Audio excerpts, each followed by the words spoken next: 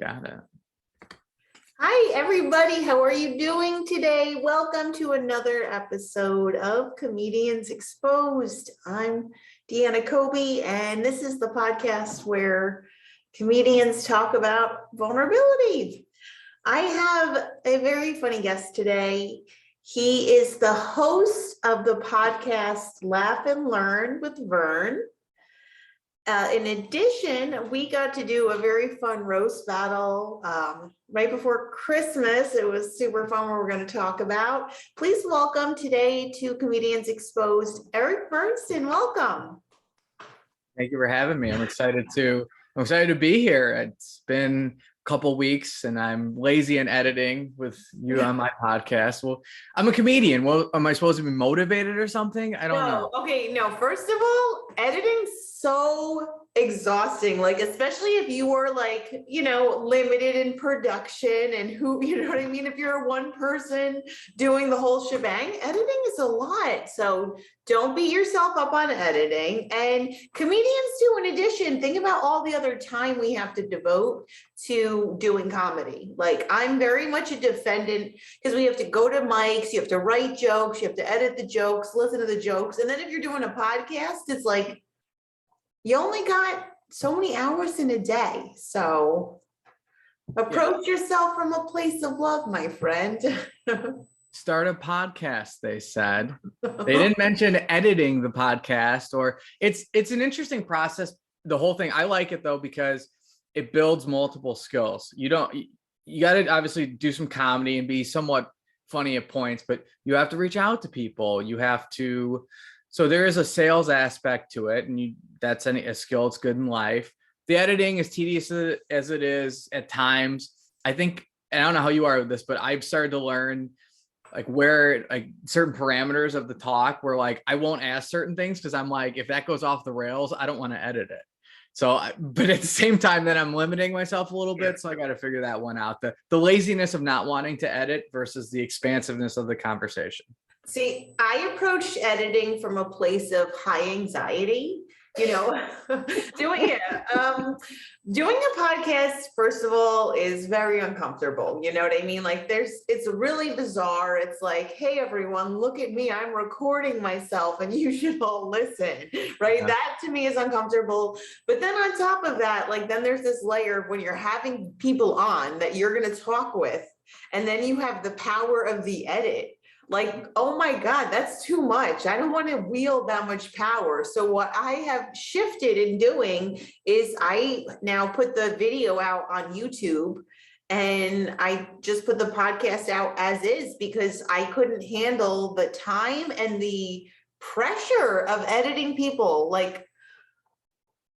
Yeah. But I like the power. It sounds like, wield the power, Eric. I was at first I was trying, there's a marketing aspect too. And that's another tough thing is you have to, when you re-listen to it and you get over, eventually, I think it's good to hear your voice over and over again, because there is, like you said earlier, self-love, you need to give yourself some self-love. I think a lot of people hear themselves and they cringe, or they see themselves and they cringe. So it's good to get that practice. But I would be at first I was edit the clips, do all this stuff.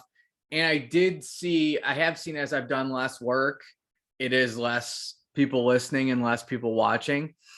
But at the same time, it's hours and hours. And like you said, you have to figure out, okay, got to write the jokes, got to go to the open mic. Then I'm doing the podcast. By the time you turn around, I mean, you could literally just ignore your friends and family for years, which maybe they deserve it sometimes. But if you like your friends and family, it's a sacrifice. Yeah, it's a lot. And, especially too, I think you got to think about why you do it and what you're trying to get out of it. A big reason I like what I do for this podcast is I learn from every comedian I talk with. I learned something very valuable that I could take away and use. So I love that. Also, I love the idea of finding out if other people are uncomfortable doing comedy, or if it's something that you're just no, it's so easy. It's just whatever, and you don't even sweat it. So what about for you? Which side are you on? Are you the cool guy, or are you kind of like anxious like me. Which side? Pick a side. First time I did stand up was, I think, August 2015. Mhm. I had a wedding coming up and I was going to be the best man. I wrote this 5-minute bit and I had practiced it, but not practiced it where I knew it cold. I practiced it where I kind of knew it and I had note cards.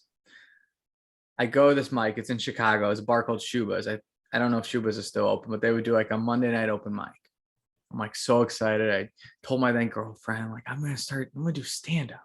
You know, you start telling people, you're like, I'm going to do stand up. People are like, you're going to do stand up? And it's like, I'm going to do stand up. And then you get there and you go, oh shit, I'm going to do stand up. Yeah. Do you remember your first time you like walk in and there's like 2 people in the room and you're like, is this the place? And then the sign up, you're like, there's a sign up list. And sometimes it's only 2 names on there, but other times they all put their friends first. So somehow you're the 3rd one in the room, but you're the 28th on the list. Yep. Yeah. Yeah. It's so like weird. It's like literally like I love how you described it, because it's that line, like once you cross that threshold and then you're in the world, like, but that's like that huge hurdle is getting over it and saying, like, telling people like, I'm going to do stand up.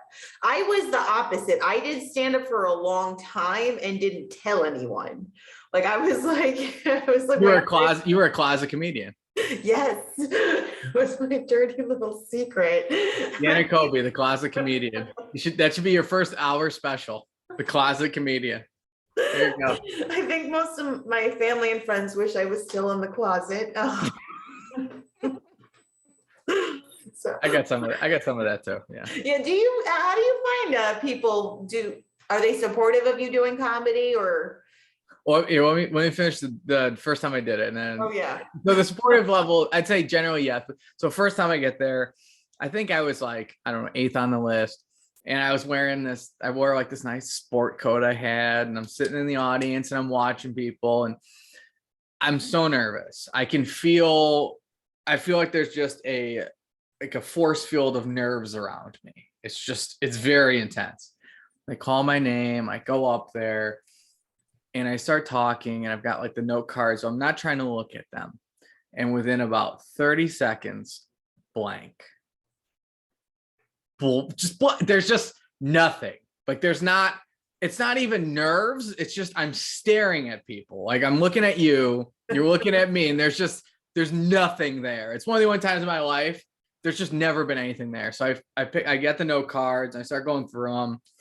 And it was this bit about ancient aliens, and I can't even remember, but it didn't even make sense. And then finally at the end, this is what, summer 2015, I think, or maybe summer 2016. No, it's summer 2016, or one of the two. The Cubs were doing really good those 2 years. So it was one of those 2 years. So I just ended, I think it was 2015. So I just ended it with "Go Cubs," and then I got a cheer.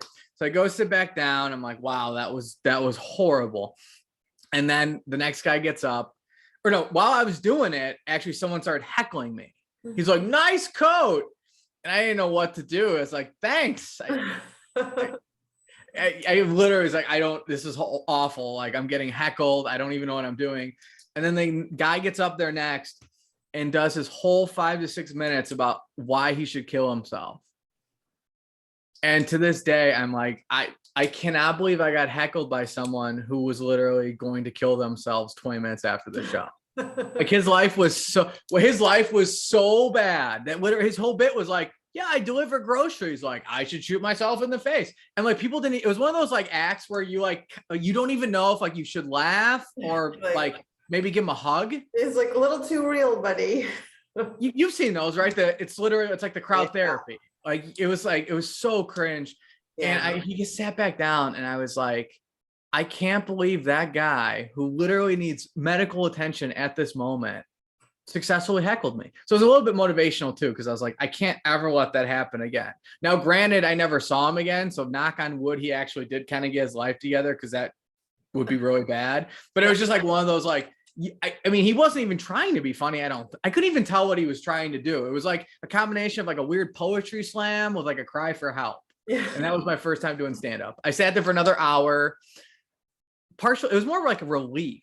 It was like, oh my, like at that point, it was like relief. I was like, wow, I don't have to get up there and do anything again. And then I just scurried my way out and said, wow, that was terrible. So that was the first time I did it. Friends and family, for the most part, I think they are supportive in a way of like, we're supportive, but if like a crowd comes after you, we'll back you, but we're like not always going to outwardly do stuff. Like my girlfriend, I think she's always been very supportive of the podcast and when I do, and she actually likes when I do stand up, but I don't know. I think sometimes I do go off. I know I go off the rails. I can get on political rants, all this stuff. And that's kind of a little bit when sometimes they're like, but no one will ever publicly criticize me, at least yet. So that's nice. Yeah, that is nice. No one's been like, knock this crap off, man. Cause I have a fairly public position as a prosecutor and I'm also in the Army. So there's lines I have to toe. And I try to stay away from certain topics. Especially, That's gonna be hard. Oh man. I have some jokes. Well, yeah, I'm a government employee. That's the hardest part about being a government employee is not wanting to make jokes 24/7 about being a government employee because the government's a shit show. So there's so much material. The comedy writes itself. And it's really like I look at government work as it's like the best people using like the least, it's like they're just like up against it all times. Like the technology is always behind in some way, shape, or form. You have IT and they're always willing to help, but it's government. So at the same time, it's like, yeah, we're going to help you. But if you don't get that request in by 4:15, it's a tomorrow issue. Like no one's like, and maybe some people will do that, but a lot of times it's like, yeah, we're going to hustle. But like at 5:01, please don't reach out to me. Whereas if you're in the private sector, some people will be like, yeah, I'll stay all night. I don't care. Like I'm trying to be a billionaire. The government sector is where it's at though. Who wants to be like that in the private sector where they suck your soul 24 hours a day? I will say this. My last job before this was private. Yeah. If you stayed past 5 and you had work to do, so once or twice a week, I would usually stay past 5. I would find some way. I'd be like, all right, because I can be cheap. I'm a financial planner sometimes. So I'll be like, I don't want to pay for dinner or, it's cold. I don't want to deal with, getting home on my own. So I would stay past 5 because they would pay for food and the cab home. Yeah, it's pretty nice. So there are some perks. How long would you have to stay for? Well, the way I would work the system is I would usually get food right away at 5. Yeah. And then I'd come back and eat it. And that got me to about 5:40. Yeah. I'd work for an hour, 5 minutes. And then by then I could wrap everything up. And then I would leave at 7 and call a cab and be home by about 7:15. Oh my God, what a scam. Yeah, I work the system pretty good. Yeah, that's the way to do it. That's what I realized. I'm like, anyone who is listening right now, if you have not already started to figure out a scam, because that's the way to do things in life, right? Comedy can be a big scam, right? Do you see that in comedy, that there's scams in comedy? I've been seeing a lot of Facebook conversations about the Bringer show. The what show? The Bringer show is the debate of the Bringers. Please fill me in. I'm not aware of this. Well, you know, like comedy, like certain venues will offer spots in exchange. You have to bring 6 people and they have to buy so many drinks. Yeah. So there's a lot of rhetoric I've noticed around. Have you ever done a Bringer show? I have not, but I don't know. I don't think I could get 6 people to show up on a Tuesday night at like 9 o'clock. What about a Saturday night or a Saturday? If I lived in Chicago still, it's a hard maybe. Yeah.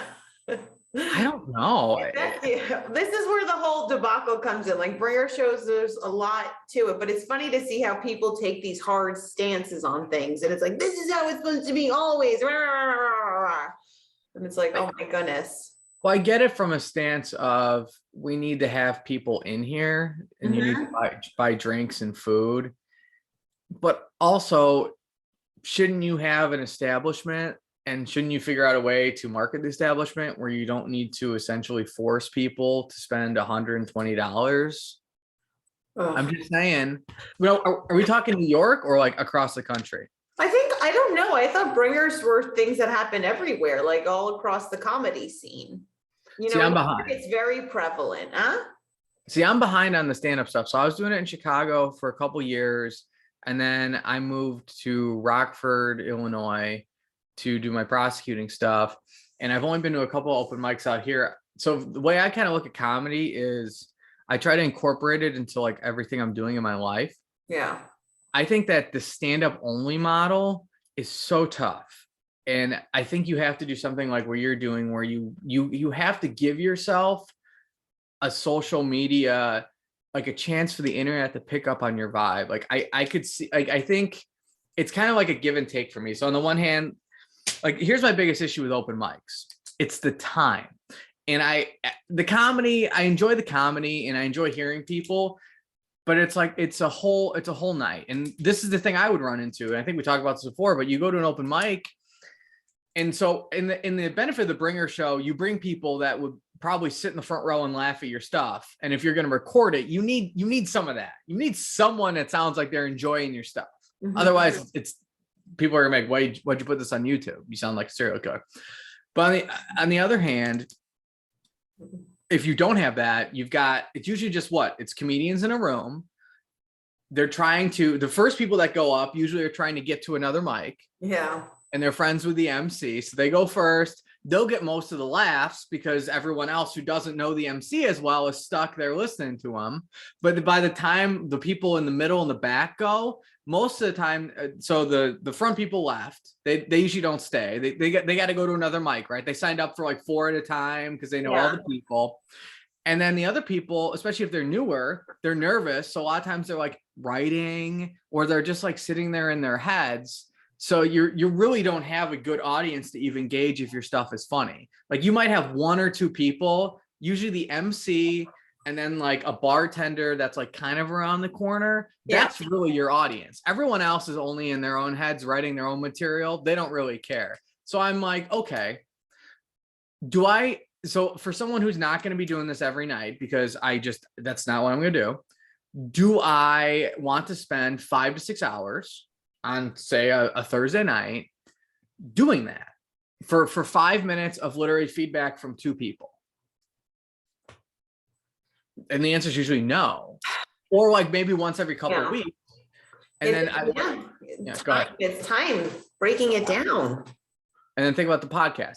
If you can get funny guests and you can do a few jokes, you can easily put out something that reaches more people, and you can get feedback. And from that, like, so you and I did the roast, you were on my podcast, I'm on your podcast. Now we have more clips that we can get out to people. And so I think that you need to do both, because it's kind of like a circular thing. Okay, I've had people on my podcast. Okay, they know people. Oh, he sounds funny. Maybe he should come to my mic. Oh, maybe then I'll get him on my podcast. Yeah. Well, and I think that's a better way to do it. I think that the old Seinfeld and, the old school comedian way of doing that, especially with COVID right now, I don't think you're not utilizing the internet to your benefit. Now, they didn't have the internet in the 80s, so it makes sense. But I think you need to be a multi-dimensional comedian in 2022. My curiosity, though, with that, because especially the internet has created a huge platform of a way to be expressive comedically. I'm always curious, like, because I haven't had anyone yet as a guest who started off on the internet, like doing TikTok videos or Instagram, and then also do traditional stand-up. Like, I'm curious as what that experience is like for you, when you put things out there on the internet, like your podcast versus performance, traditional stand-up. Is there different feelings that you get, or are they equally? Like, first off, do you even feel nervous doing comedy? Does it not, or is there anything about it that makes you feel uncomfortable or vulnerable? Because that's really the whole crux of it. Like, does doing comedy make you feel vulnerable? Yeah, every second I'm on a mic is nerve-wracking. Yeah. And I try to direct that energy now. I'm better at directing that energy towards the crowd. And I feel like I try to make it more. Before, it was more like I thought I was trying to tell jokes. Now it's more, let's have some fun together. Let's make this a more interactive process. And maybe that's because of COVID. being more alone. Like I almost want more of that interactive feeling with the crowd. Like the last time I did something was a few months ago, and I really was trying to joke around with the crowd. Like I saw some people were really drunk, and I said, yeah, something along the lines like I'm a prosecutor, and I'm like, no, don't worry, I don't do DUIs, you're fine, or something like that. And because I saw some people were literally like falling over, I'm like, but maybe don't drive home. Joe, like I looked at it like that. I mean, I'm always nervous. It's not really, I don't know if it's like seeking approval anymore. I think it used to be more of like a seeking approval. Like I need you, like the old Jeb Bush clip where he's like, please clap.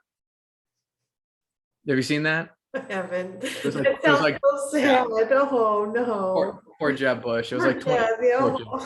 Yeah, right. It was like, what was it, 2015? It was 2015. He was doing like a town hall and he said something and he just was like, please clap. It essentially ended his campaign. It was just like, how's that going to work? Oh man. I don't know if I have like a hole in my heart anymore that like needs the validation of people clapping. I'm okay with bombing. I actually think if I start bombing, I think that might actually get me probably in like, for me, like telling jokes is one thing, but like it's more of a I want an interactive feeling. I want to like bring the room up with me. Like I want to really get stuff going. Like I want to say things that are relatable. I want people in the crowd to say stuff. I want people in the crowd to come after me. Like I want like the entire energy and the experience to be something that everyone remembers. Like I don't want someone to be like, that guy was funny. I want someone to be like, that was ridiculous. Like I want to talk to him after. Like, I want to build up everyone in that room, and I want everyone to just have a really fun time. I don't want it to be like, oh, that guy told some good jokes. I want it to be like, that dude is ridiculous. I don't know what his deal is, but I'm gonna go talk to him afterwards. Yeah. That was an experience. Yeah. I want people to have an experience. So what are some of the things that you would want yourself to do on stage to cultivate that? Like you said, interacting with people, but what about other aspects? Like, do you see it as more of just being strict crowd work in terms of you're just playing off whatever people, or like also incorporating stuff that you have written? Do you do physical comedy? Like you gotta have, I think you have to have you have to have something that you can get up there and talk about for 5 to 10 minutes. You have to have something. You can't just like, was it Bill Burr? They said he like rants, but he said at the beginning of his career, he was just doing 1 or 2 liners. So he can rant because he has that baseline skill set. So you have to have that baseline skill set. You have to be able to write jokes. You have to be able to deliver jokes. I did improv comedy for about, call it 2 years.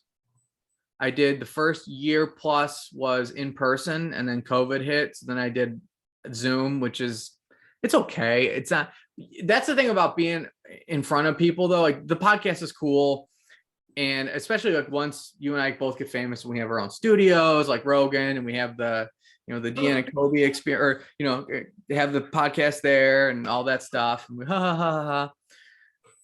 there's a certain energy to being in person that is just, there's nothing like it. Yeah. Well, that's, I think, what I was going to ask you about too, because again, doing comedy and what you put out on the podcast, like what makes you more nervous about releasing, like doing an actual 5-minute set or just releasing an episode of your podcast? In terms of nerves, I'm not nervous now. When I do I would say the podcast, I'm a little more nervous because I'm interviewing someone. And I still don't feel comfortable doing that yet. I still haven't got to the part where I feel like it's just like you were great. I think we just have a lot in common. It just flows. And the roast battle helped too. Definitely doing the roast battle, I think, bonds people together. It's like, I'm going to make you feel like shit, asshole. And then you're like, oh, we're friends now, We spent a whole week writing dirty jokes about Frosty and Rudolph the red-nosed reindeer, and then performed it on open mic to 18 people. I mean, that's an experience you just can't get otherwise. It's so weird. It's super fucking weird. It's extremely weird. And but that's the thing, is like, you and I are the type of people that clearly want to do that kind of thing. Yeah. So we're fucking weird like that. And it's great. I love it. Yes, embrace the weird. It's like, that's what I do love about comedy. Like, I've had this conversation with other comics. Like, once they started doing comedy, they met comedians and they're like, oh, I found my community. I found my people, and Yeah. it's like this instant level of feeling comfortable with, I mean, of course, it's like, I'm speaking broadly here because there's still Yeah. people are people are people. There's, of course, all kinds of weirdos. Like we talked about the homeless comedians that use the mics as therapy. Yes. That's, I would say, about 25% of comedians out there. There was a set, this was probably, I don't know, 3-4 years ago, where a guy and a girl got up there and he was wearing a boa. I don't know if it was performance art or what it was, but he ended up wrapping it like around her neck and like pulling it like a noose. And it was like one of those moments where everyone was like, is this domestic violence? I need to stop it, or is this part of the act? And then the MC afterwards is like, okay. The MC handled it perfect. The MC was like, all right, okay. Next up, it was just like, because no one knew what to do. It was like so bizarre. And you get that. But I think to your point, oh, sorry, go ahead. Oh no, go on. I'm so sorry. What were you gonna say? You find, and this is something I find from comedians, they're very open and they're willing to go places that, like, for example, any job I've ever had, you go out to lunch with someone and you get to know them a little bit, and then eventually they open up to you. But when you're in that office, it's like pulling teeth, and you know these people are fun, they're interesting, and you're like, don't tell me you're good. You're not good. Nobody is just good. Are you bad? Are you sad? Are you mad? Are you thrilled? What are you? You're not good. Nobody in their right mind is like, I'm good. There's no such thing as good. If you're good, you're essentially as good as dead because you're just a corpse. I'm good. We're all good, right? Nobody's good. So it's like comedians will open up and be like, I'm, you know what? I'm shitty because I don't know what I'm doing with my life. Or they're like, it was really sweet. I did a set last week and it was so fun. And I think I really got something going. And I'm like, they'll talk to you. Most people in life are they're just going through the motions. And it's not that they're bad. It's just that they're like, for some reason, society rant here. Society wants you to just be in these boxes. Like, you're not supposed to be that opinionated and you're not supposed to talk about this. And you're just like, fuck that. I think that's the worst thing ever. Like I had this is about, and this gets me in trouble, but whatever. It comes with the package. About 10 years ago, I had a job over a summer and I was working at a courthouse. Mm-hmm. And I started, I don't know, I was doing some boring projects. So I started Googling stuff and I find this article about this guy who he just got arrested in Paducah, Kentucky. And at the time I was going to law school in Southern Illinois, which is kind of close to Paducah. So for some reason I was like in tune at the time with the Paducah news. I don't know why. I think I read it because you should read, like, rural news is always hilarious. There's always something going on that you just like, what? Like big city, it's like robberies, murder.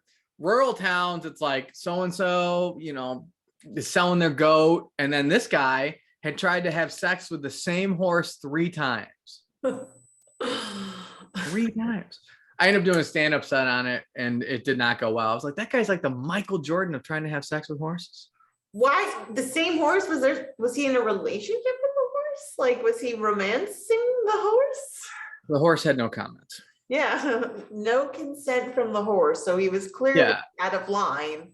Yeah, he was a horse rapist is what he was, or an attempted horse rapist. So I don't know if that's a crime in Paducah, but either way. I would assume it's a crime in Paducah. I think the citizens of Paducah wouldn't have it any other way. That's a good point. I mean, you and I, knowing what we know about Paducah, that's a good point. Those people. The Paducans. The Paducans will not put up with that attempted horse rape one more time.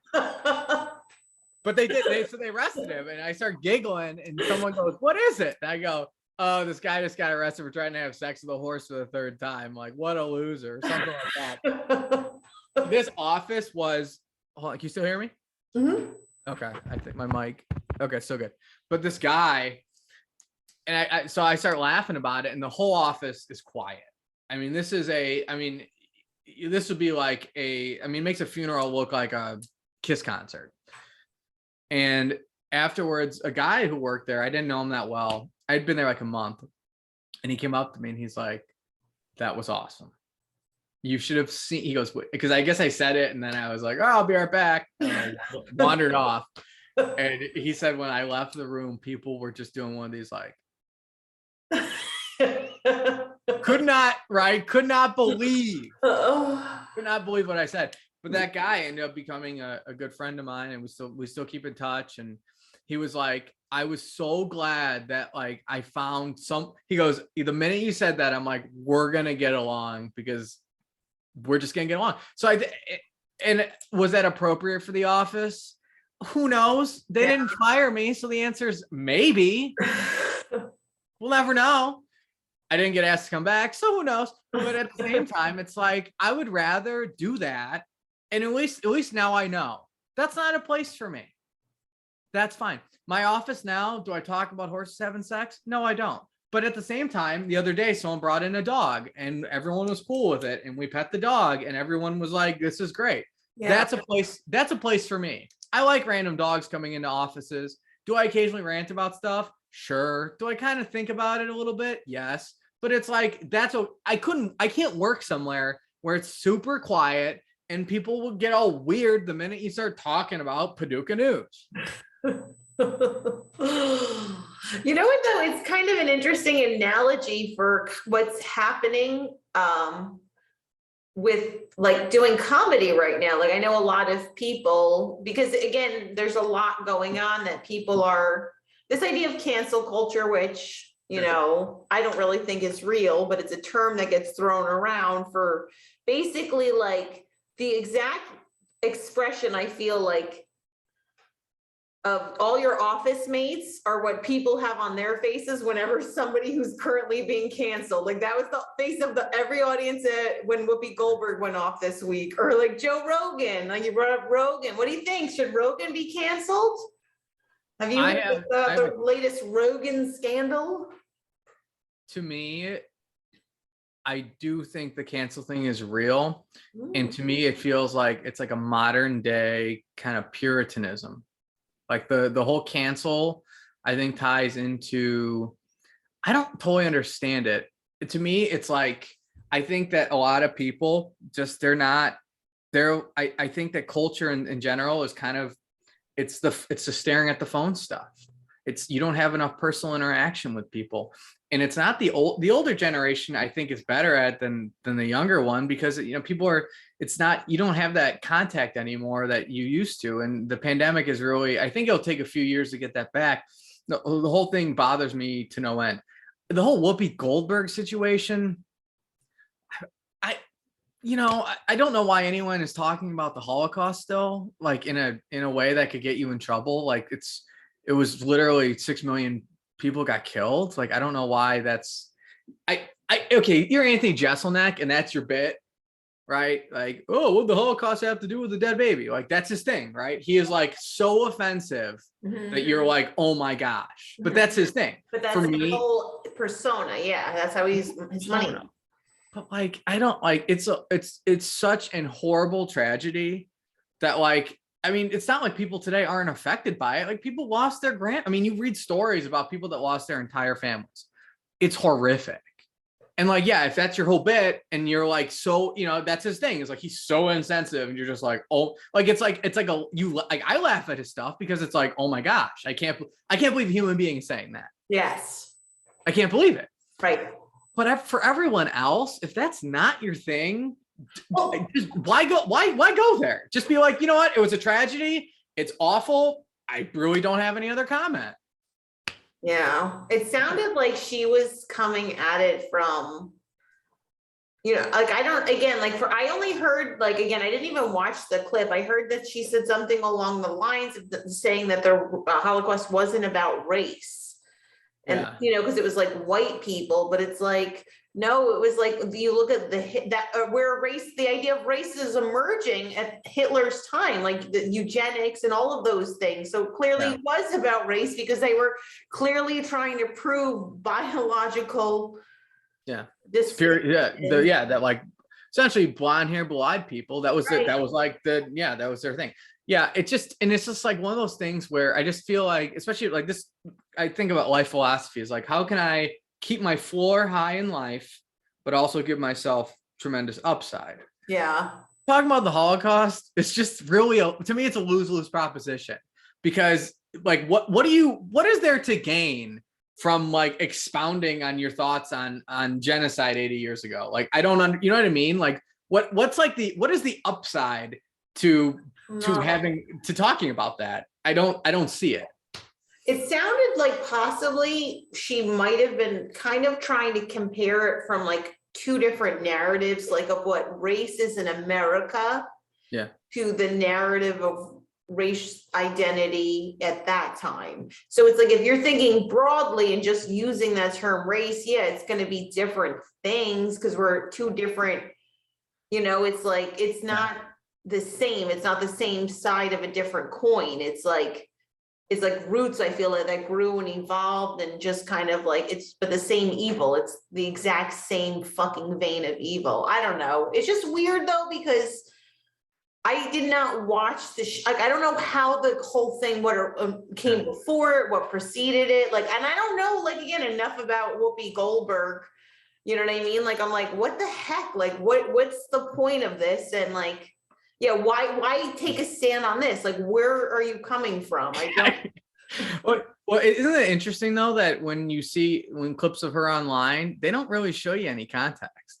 So to me, that's an interesting thing too, is like, where's the context? Why is the context not being provided? Like again, I don't really want to spend 10 minutes watching The View. No, that sounds, that should be canceled, the whole fucking show. Yeah. So to me, but it's weird that like someone who I'm assuming she's I'm assuming she's left, she's an African-American woman. I think she's pretty outspoken about it. Like, it's weird that like she's kind of getting canceled. Like, who's canceling Whoopi? Well, I don't even know if she's canceled. Like, she got suspended. And this is where, like, who's really been canceled? Like, this is where my argument, who's been canceled? I guess it depends on how you look at it. So I would say from like who got taken out. So here's a good example. There was a guy, I don't even think he has a Twitter account anymore, named Ali Alexander. And he was one of the leaders of getting the January 6th protest. I don't think he went in the building. I don't think he rioted, but I think he set it up. He's gone. He is gone from the internet. He used to have like close to 100,000 followers on Twitter. Yeah. He's gone. He is literally gone. Now, was he canceled, or did he go, oh, this turned out really, really bad, I should probably just disappear for a little bit? So I guess that's a good question. I don't know. I haven't asked him. I don't know how to get a hold of him. He literally disappeared. Yeah. So was he canceled, or did he go, you know that Homer Simpson gif of like fading into the bushes? Yeah. Oh my gosh, I set up a protest. What was I? He might have been directly culpable, but it's almost like, like giving a kid a cigarette. Like, oh, I didn't think this was going to end up as it did. And then you have the 2-year-old smoking a pack a day in Thailand. Like, oh no, come on. Okay, but here's my thing. Let me be more specific then, because is he a comedian? No, he's more of a public figure. If you're talking about, okay, so I'm looking more so, because this is where like, because it's all different. If you're working, I want to specifically stay in the lane of comedy. You know what I mean? Which comedians have really actually been canceled? I would say in terms of actually canceled, I can't think of any. Can you? No, and that's why I don't think cancel culture is real. And going back to Ali Alexander, he was a public figure that is connected to a government insurrection. Okay, that's the outcome. It's not like me saying like, hey guys, I don't believe that white people can't dance. You know what I mean? Like I'm being hyperbolic, of course, you know what I mean? But it's like the same thing. Like we unfortunately, and this is what drives me crazy. It's like America is founded on racism. Like we have all kinds of fucking racist ideas. Like it is what it is, because it's like, this is our system of capitalism. The more we can separate, like you said, keep people in their boxes, easier it is to sell shit to them. It is, it makes it so much easier to keep them under control. So it's like, this is what we've grown up with. So it's like, by fucking canceling people who say things like, right or wrong, I'm not saying like what Whoopi said was right? But I'm saying this person has had a long-standing public reputation and is now sharing something that maybe other people also fucking think in a very misdirected way. So opening the dialogue to be like, well, why do you think this? And this is why it's wrong. You know what I'm saying? Like giving people kind of a space, like not being like, you're canceled. Because it's like, people are thinking this shit and it's like not having the system held more accountable because we're fucking socialized. Pardon my language, I'm really cursing. We're socialized. You know what I'm saying? What do you think? She apologized too. Yeah. That's the thing I thought was really weird, but she immediately apologized. She essentially immediately apologized, and I don't know why we can't just leave it at that. Yeah. Yeah. That's so you gotta. There's a lot to digest there. In terms of comedy, has anyone really been canceled? I think the answer is no. And I'm going to caveat that with the threat of economic, essentially, I think it's essentially a threat of economic destruction is what I think keeps a lot of people more in line. Because if you like look at, so we'll go to Rogan. Let's transition to Rogan. Mm-hmm. Spotify said we got his back. They said that. Look, let's say Spotify said no. Mm-hmm. He would go on his own, but he'd have to make sure that like he could have he'd have to have a website and all that stuff. He could probably find someone to do it, but maybe like what if Amazon Cloud's like, no, we're not going to deal with you because you're a racist. And then Microsoft Cloud says like, there's only a few places you can really go.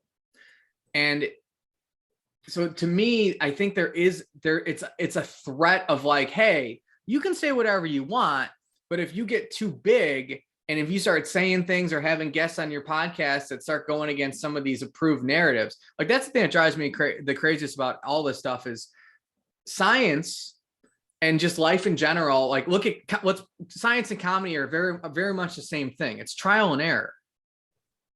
You try jokes, you either get a laugh or you don't. It's really the best kind of feedback you can get in life. Did this work? Well, yeah, people laughed. Did it work the second time? People laughed. Okay, this is maybe a viable bit or, whatever. Science is very similar. Okay, did this test work? No. Okay, did this test work? No. Okay, well, good. We found 2 ways that this isn't going to work. Let's keep finding, like what was it? Edison went through like 1,000 or 10,000 filaments. Yeah. So for me, it's bothersome that we can't have the Dr. Peter McCulloughs and we can't have the, whoever the Dr. Malones are on there without people being in an uproar. If they're wrong, then someone will show they're wrong. Yeah.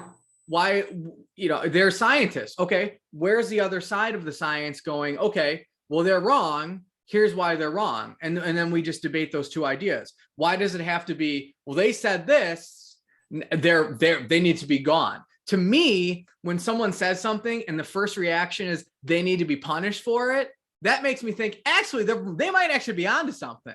Because why does everyone want to get rid of them so fast? Like that's what the whole, like I have an old neighbor in my parents' house. They have one of these signs that says like, I believe science. Science isn't to be believed. Science is literally the study of skepticism. Mm-hmm. It's like I've read this book right now. It's called what is it? The Theory of The Beginning of Infinity. And in the book, it's essentially like what we have now, like there are no facts. We have the best explanations. That's all we have is best explanations for now. Mm-hmm.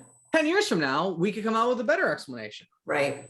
Like we could, like, for example, looking at the skill set you and I are building by having podcasts and doing comedy, 10 years from now, we could be hosting VR events in Singapore in the metaverse because we have a skill set where we can talk, we can communicate, we can interview, we can host, and we can tell jokes. That might be like the number one thing someone is looking for to host a 100,000 person event online in the metaverse in Singapore. We have no idea where any of this is going. So it really and that's one of the reasons I like comedy, is taking it all back. Yeah. Is it's the scientific method verbally. It's, can you find something that can get laughs? Can you connect with the crowd? And can you deal with your own BS in your head and in your body while doing it? To me, it is like the ultimate challenge. It is a nightly climbing Mount Olympus. Can you handle your own BS? Can you deal with their BS? And can you tie it all together in 5 to 7 minutes succinctly with multiple punchlines? You interact with them, and then can you build off that? I don't see, honestly, there's not many things in life that are so interesting to me as, can you get one person to laugh at what you wrote on a piece of paper? Yeah. No, it's wonderful. It like allows you to connect with people on like such a great level. Like you had talked about that early on in your podcast. Like you said, how that person at your job, you know what I mean? Like in this episode, you said how like you guys, he laughed too. And he felt like finally, like that's how you find your people, you know what I mean? Laughter connects us. Joe Rogan, though, I wanted to go back to him a little bit, just because the question of like financial ruin, like didn't he sign like $1 billion deal with Spotify?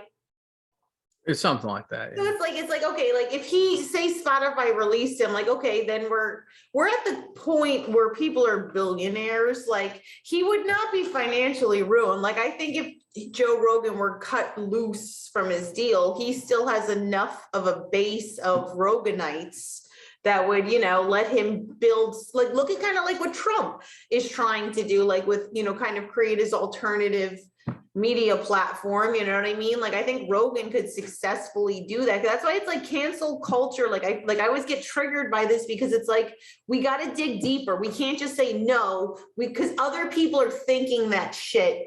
It's like, why is it okay for them to say it? Why do they think this is funny? Like what's going on? Who is this person? You know what I'm saying? Like, well, look, take it. Here's why I say financial ruin. Take it out. Take it. Let's go up. Okay. So he's got $100 million, but let's say Spotify says no. Okay. So he's got the $100 million.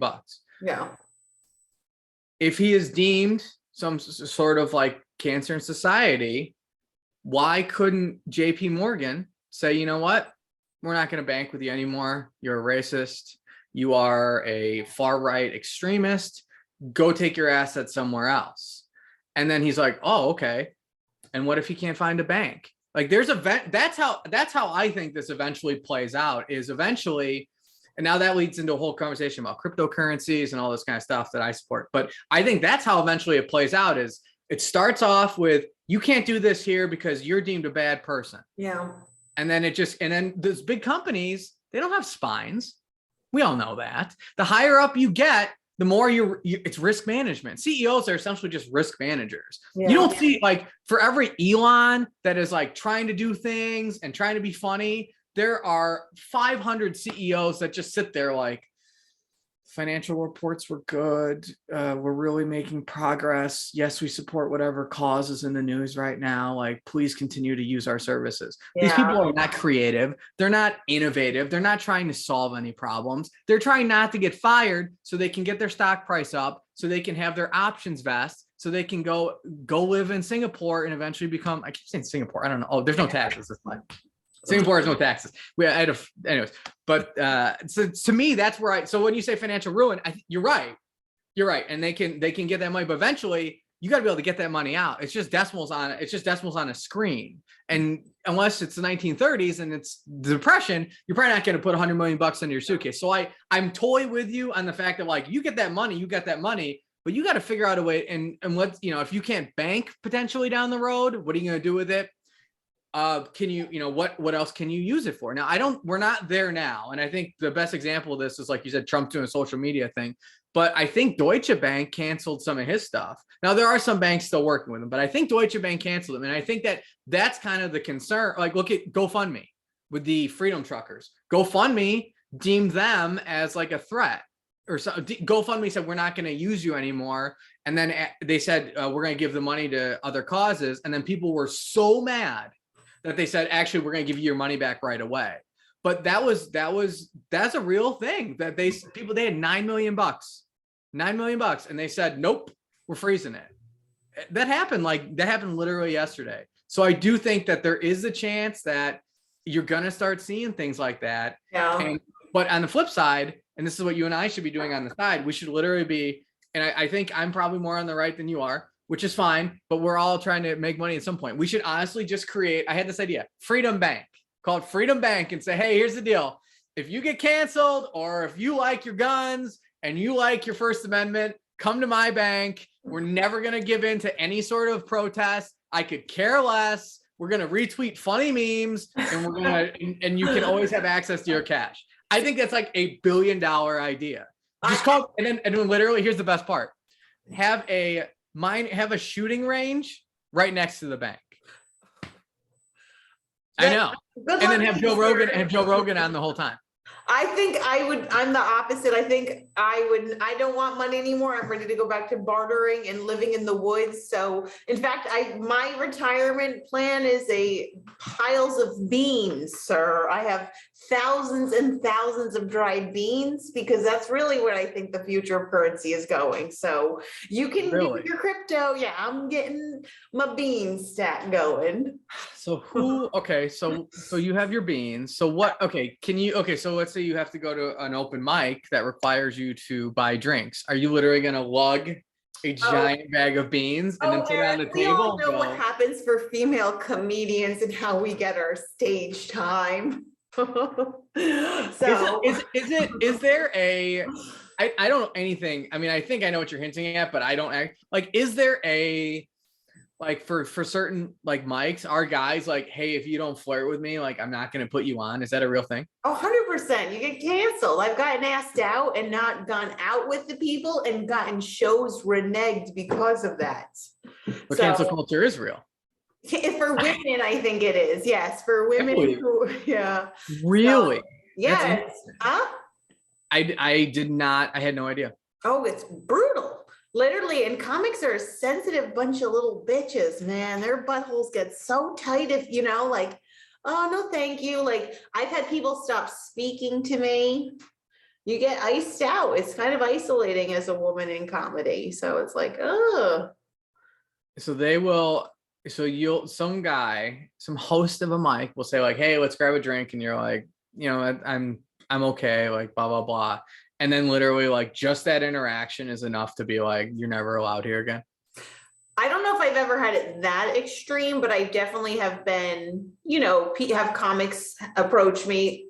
Oh, you're very funny. I'm going to put you on my next show. Hey, let's meet up for drinks beforehand. Sorry, I can't. No, thank you. Oh, sorry. I have to take you off this show. I got booked once for a show that didn't book women. The club didn't have women comics. They're like, oh, sorry. Well, then here's a question. Why? And okay, I'm trying to think of the best way to put this without myself getting in trouble, but canceled. Yeah, I don't want to get canceled. So here, I mean, I had this thought, like, I forgot who it is, but there's someone who like, okay, why did you have the thought of going, actually, my name is not Deana Kobe, it's Dean Kobe? And did you just put your hair in a man bun and be like, no, I'm a guy? That never even crossed my mind, actually, which brings me to a question I wanted to ask you about too. When we did our roast battle, and this kind of ties to, this is why I think I'm critical of cancel culture for comedians, at least, because of the fact, like, I feel like comics, we need a safe space to work through shit.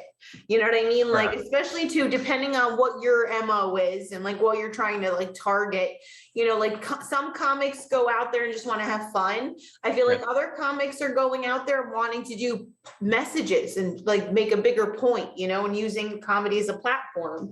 So it's like, I do think we need to have people having a safe space. Yeah. But I also I really want people to have a little bit of empathy, because things change so fast. You know what I mean? Like, especially now with the internet, like, I feel like part of what I think I resent about cancel culture is people are so quick to shame, but you're also like not acknowledging the fact that so many people have grown up prior to not having access to nearly as much information as people have now. So it's like you're going to have a limited scope of what you know and how you are compared to, and it's like you can't, we have to be a little bit kind, like. And I remember doing the roast battle with you, and I remember I went to go do a joke about Rudolph, and like didn't write the joke out properly, and it came out like, because he was like gender neutral, and you're like, that's okay now. And I remember like my butthole clenching like then, being like, I'm gonna get canceled because you're like calling me out for like forcing Rudolph to have a gender identity. So let's talk about this. So I think it's a great point. First off, I think I just said something off the cuff. So I support anyone that is trans. I 100%. I don't know what that's like. Like you said, empathy, right? I can't imagine what that's like. I just have no idea. But on the other hand, I feel like if you want to be accepted by everyone, you got to be able to laugh a little bit and take some jokes. And that to me is like the biggest issue with certain, like, just like, I can't, okay. So listen, you want to be my friend. We want to chill. Like I'm going to accept you for you. I don't care who you date. I don't care who you marry. I don't care who you bang. Like, not my business. But can we not bust each other's balls a little bit?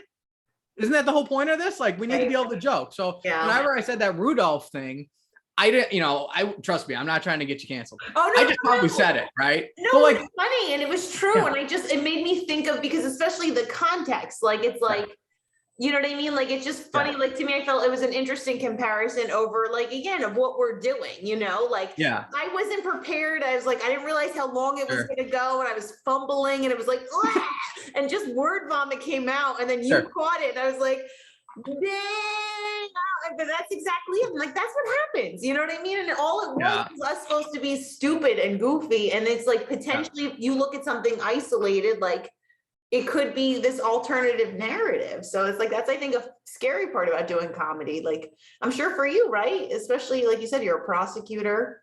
They'll take the clip and then they won't play any context. And then it's like, ooh, that's, so that, you're right. You can do that. So if someone just wanted to cancel you, they'll just take that clip and then send it to your employer. And they go, do you know that you employ a transphobe? And then they just send that little clip. Yeah. I mean, it's insane. And maybe they'd be like, what is this? Or like, hopefully just goes to the spam mail. But yeah, it is a thought that you could take a clip. But at the same time, I know that where I work, I believe they have my back. And I believe that they would hear me out. If they were like, hey, we heard you made these derogatory comments about the transgender community, I'd say, what were they? And if they just send the one snippet from earlier where I said whatever about, like, did you ever think about identifying a guy? I'd say, now listen to the next 5 minutes where I say, I toy sports community. I have empathy for anyone, because I can't even fathom what that would be like to be like, actually, my whole life has been a lie, and I've kind of, potentially been ashamed of it, and I don't want to tell anyone. I have no idea what that's like. Right. I've been very lucky. I've never had that. But at the same time, if I want to be able to joke with you, I got to be able to joke with you. And if every time I try to make a joke, someone's going to try to get me fired from my job, well, that's not really, I don't know how excited I'm going to be to interact and want to get to know you if there's just a ticking time bomb in the back of my head. Like, I have no problem talking to you because I don't care what you say. And I don't think you care what I say. We're literally getting to know each other, and we're having fun. But I don't have this idea of like, you're going to like secretly go to my employer and go, hey, Eric's job, like, hey, US Army, did you know this guy said this for 30 seconds on my podcast? Like, you're not going to do that. No. But that's why I think is like, you have to be able to trust people. And I think one of the biggest things that I hate about mainstream media is, and this is just my worldview, everyone I meet for the most part is pretty cool. Some people I'm like, all right, I don't know what their deal is. And maybe it's something where, like, I know one guy, like, I have to work with him a little bit because he's on the autism spectrum. He's not weird. He's just on and thank gosh that we all know that now. 20 years ago, 30 years ago, that person doesn't talk right, or they start screaming, like, what's their deal? Like, weirdos. Now we're like, oh, okay, they're autistic. Like, we need to learn to communicate a little differently. I think everyone is cool. I think everyone is funny, and everyone has a cool story to tell. Everyone has a unique worldview, but you have to be able to, build that trust and go back and forth. If, again, every time I want to open up to you. And if I want to try to bust you up a little bit and make jokes, you, Deanna, will come back and make fun of me, and that's fine. But if I don't have that trust with you, well, then it's kind of like, how can we be friends? So to me, that's like the biggest issue in the media. You've seen them, they blow out these narratives. Everything's race. It's these people are this, these people are that. It's like, I don't think almost any one of these people are those actual people. There's a great guy. He was on Rogan, Daryl. I can't remember his last name. Daryl something. He's an African-American guy. He befriended like 100 or 1,000 people in the KKK. And he got a lot of them by becoming friends with him to renounce it. I think Daryl Davis is his name. He wrote a whole book on it. He's amazing. Mm-hmm. And to me, it's like, that's the power of free speech. That's the power of comedy. That's the power of these things we can do, is we have the ability to bring people together, because I think he would find commonalities. They would laugh about it. And that's the thing, that when you have the media trying to say these things, it's like, this person is probably a decent person. This person's probably a decent person. They can find some common ground. You said earlier the Capitol insurrection. I think it was more of a riot. But you know what also I bet we can agree on? Yeah. A lot of people in there are really stupid, and they definitely shouldn't have done what they did. And it makes everyone look like a bunch of idiots. Like, the guy with the horns. Right, we had a shaman standing up in the head of the United States Senate, like, really not the best look we've ever had. Organic food as well. Don't forget the food strike for the organic food after he got arrested. Like, what? Yeah, he went on a hunger strike when he was incarcerated because they didn't have organic food for him. Well, that's just a failure of Whole Foods to not be closer to the prison. My gosh. Ugh. Yeah, no, I see. Here's the thing. You said there's so much information, right? I had no idea. I only really saw, like, I remember leading up to it. So I was like, when I was doing my podcast, I was doing some pro-Trump stuff. And then through some smart people, they said, hey, like, your rhetoric's kind of borderline. And I was trying to play a character of like, this election was fraud. Like, we got, I was trying to play a character. And then luckily at the time I was kind of mad because I was like, and then I'm like, you know what? Yeah. It's the best for what's going on in my life. I don't want people to think I'm encouraging violence. And like 6 weeks later, January 6th happens. And I'm like, thank God I have good people in my life that were like, hey, you might be borderline crossing a line, even if you don't mean to. Thank God. Because I'm sitting there going, oh, fuck. I didn't know that was going to happen. I had no idea. I remember I had some friends that were like, hey, like, is anyone going to this thing? And I was like, I'm not going to DC for some crazy Trump thing. I don't know what's going on. Like, and thank gosh, I had no idea. I'm literally sitting there watching the news at work. I'm like, oh my God. Glad I deleted those episodes. So weird. So weird. But I think it's gonna get weirder. Like I do too. Especially like, I do think like, I mean, my friends and I keep talking, like, we are fairly convinced we'll be an autocracy by 2025. So it was an autocracy. I don't even know what that is. Not like, like a dictatorship, like one ruling power, a centralized ruling power. So, like what happened in, Russia and Putin, he's an autocrat, Erdogan, Turkey, so that it's very trendy nowadays to have autocracy. So that, I think we're just right on the edge. We're on the edge of autocracy. Oh my God. Yeah. It's going to be wild. So let me give you some things that I think will help. First off, even now that we have Democratic government, we have Democratic Senate, House, and President, even when they do something, the courts can always look at it. The courts can always look at it. So we always have that buffer of the court system. And even look at Texas with they had their the anti-abortion law. They're still looking at that, and that one probably end up going to the Supreme Court. So we still have the courts. And being someone in the court system, I can tell you firsthand. He's so cute, everyone. He's so cute. You like that? It's so much. So optimistic you are, Eric. The judges are fantastic. I know some people say there's biased judges. Everyone has some bias. We're human beings, but the ones I encounter are fantastic. They are super hard on the state, and they should be. They're Yeah. super hard on the state, and they give the defendant every benefit of the doubt for the most part. And they should, because the state is the government. So I do think that even if, let's say 2024 comes and it ends up being like all Republicans, you are still going to have a judiciary, and you're still going to have the ability to use the judicial system to say, no, you can't do that. And even if you look at back 2016 through 2020, there were lawsuits against getting the wall. There were lawsuits against different things, and then flip it, right? Then you have Biden in there. People on the right are like, there were lawsuits about the vaccine mandates. There've been there's been lawsuits about that. So there's always, I feel like there's always a force ready to push back. And I think you can see it with the, I think that in this country, especially, you're never gonna have what you have in Russia. And Russia was a weird one too, because obviously you had the 80 years of communism or whatever first, and then you had the fall of it. And then I think what you had, and I'm way over my skis here, but it was such a Wild West town that I think that's how that kind of developed, is you had people that came in with guns saying, hey, we're going to take all this and we're going to do this. And then that kind of led to where they are now. We don't have that situation. The church, you have the Orthodox Church too in Russia, which has a huge, role.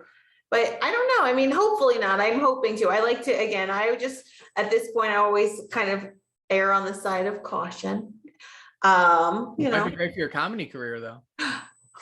Maybe. Hey, everybody. So you're ready for impending doom? Get your snacks and your snuggies. I want to say, Eric, it's been so great having you today as a guest. Can you do me a favor? And I completely forgot to do this in the beginning. Sure. Can you plug your social media, please? Sure. You can find me on Twitter at EricVernsten. It's just my first last name. You can find that at Instagram. I also have a website. Still under construction, but this is the first time I've mentioned it. This is a special moment, so I'll do it. It's ericvernsten.ghost.io. So it's a decentralized website. So I'm trying to preemptively keep myself away from cancel culture. So it's a decentralized website. Eventually, I hope to earn tips and income only through cryptocurrencies on that website. It's going to be hopefully a Web3 kind of experience. So you can find me on all those things. YouTube, the podcast is Laughing Lauren Vern. It's on YouTube. It's on all podcast platforms. You can search for it.